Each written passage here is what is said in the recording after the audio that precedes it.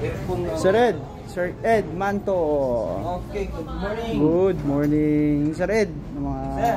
Sir, mamaya papirma ko. Wala ko na Hello, ma'am. Okay, pipirma na ako para wala na kayong problema. Sige.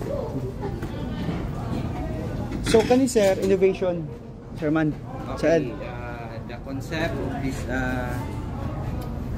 project will be using the heat from an air conditioning unit, outdoor unit, condensing unit, used as heater to the heat recovery system for Unitech. Okay. From aircon. Ang init mula sa aircon, ang init gikan sa aircon. Ang aircon is for bugnaw sa room. Oh. Yes. And ang outdoor naka-install sa gawas, Init. kay ilabay niya ang init. Yes. Imbis nga ilabay sa gawas ang init sa hangin, iyahan na lang gidala ngadto sa heat recovery, which ang gamit nato is Ecogen.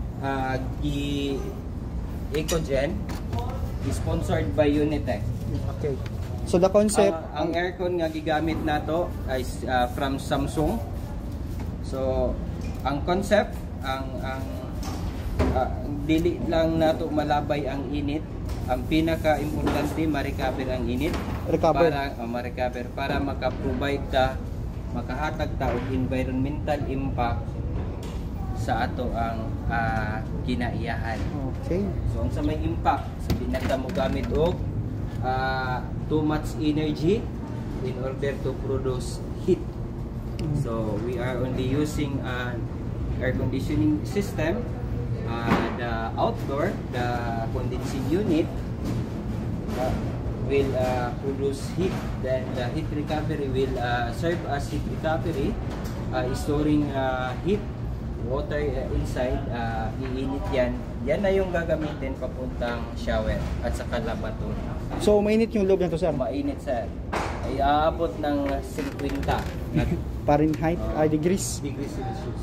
Aabot na. Depende sa ibubuga din ng ano. Habang gumagana yung aircon, nagkakaroon kayo ng Mainit. supply of heat. Okay? Okay.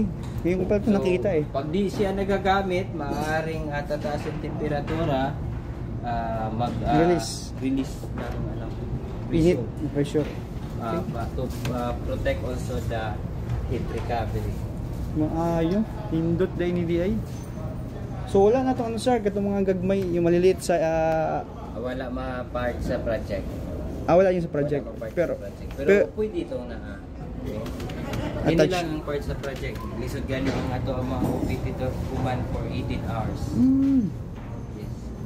Okay? So, yan. Thank you, Sir Ed. Katong ako at may ikuan.